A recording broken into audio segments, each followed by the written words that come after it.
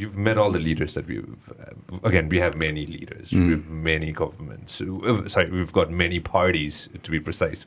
You've met with the leaders, you've shaken hands with them. What's your perspective of, I'm not going to go ahead and pinpoint about one party or one leader, but in general, what's your perspective when you go ahead and meet our leaders, and what's their vision like? Because when you say hello to a person or when you shake their hand, you kind of get a gist of a little bit about that person. Anything you'd like to add right to this end? I think the challenge for any political leader is really to remain connected to those realities for the person in the street. I think that we encounter this on for example, our development agenda as well, is to make sure that you understand what the need is at the grassroots level, what the demand signal is, and then figure out a way in which, whether you're in government or international relations, that you can address that. I think that's a challenge sometimes because the degree of separation, once you get into either party hierarchies or even diplomatic hierarchies, it's a risk of losing touch with the needs of the people on the street, of the general people. Indeed. So that's why I think I'm really pleased to join you on the podcast, because I think that drawing attention, this gives voice to people that may not normally be heard, that I think have points of view or real challenges in their life that they want to be able to share. I think so there's always a challenge, I think, in making sure that you never lose sight of what's happening at the grassroots level. In our development, we spend a lot of time also thinking about how, when we spend a dollar or a rupee here to address a key problem, is how do we measure, or how do we ensure that in fact that's reaching the people that you intend, and is not getting sort of used up in administrative costs or other sorts of ways in which it minimizes the impact. So I think that's a challenge for anybody in a leadership position where you're trying to serve a community. And again, we are always in crossroads. We've always been in the crossroads. We've got the dragon in one side, and we've got the lion in one side. I'd like to go ahead and put it that way. And for 7 seas across, we've got the U.S. always with us. So it's always a challenge, or shall I call it a challenge for us, or shall I call it a way that we can go ahead and shake hands with everybody?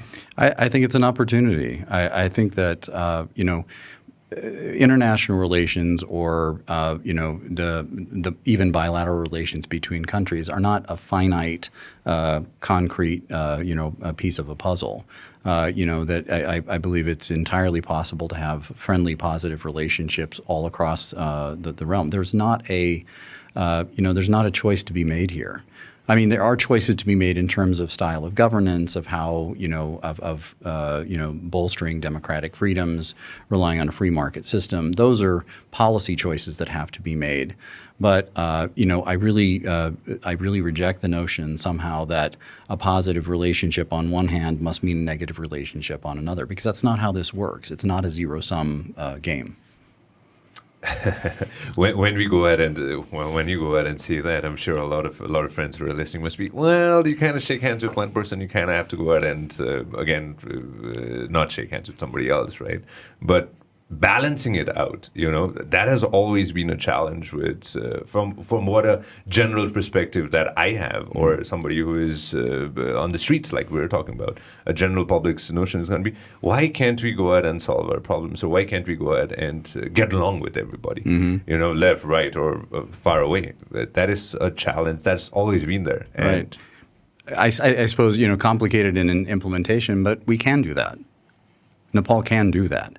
I think that my hope for Nepal certainly is that not that it is that it's pro anything other than pro Nepal. Yeah. That Nepal is not judged in value in its relation to something else. It has its own value. Period.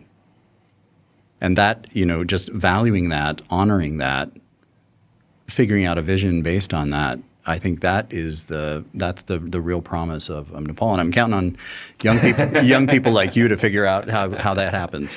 At 35, I'm right in the crossroads, Your Excellency. I'm right in the crossroads, and every day when we talk to people, or every day when I go out and meet a lot of friends, or even talk right here, again, I'm right between talking to men and women who are leading the country, who are right there making the policies, and then of course at the grassroots level talking to young individuals who've just come out of school or just come out of college. And again, of course the divide is always there all across the world. It's always there, but like you said, I'm 100% going to agree with you that we're one Nepal.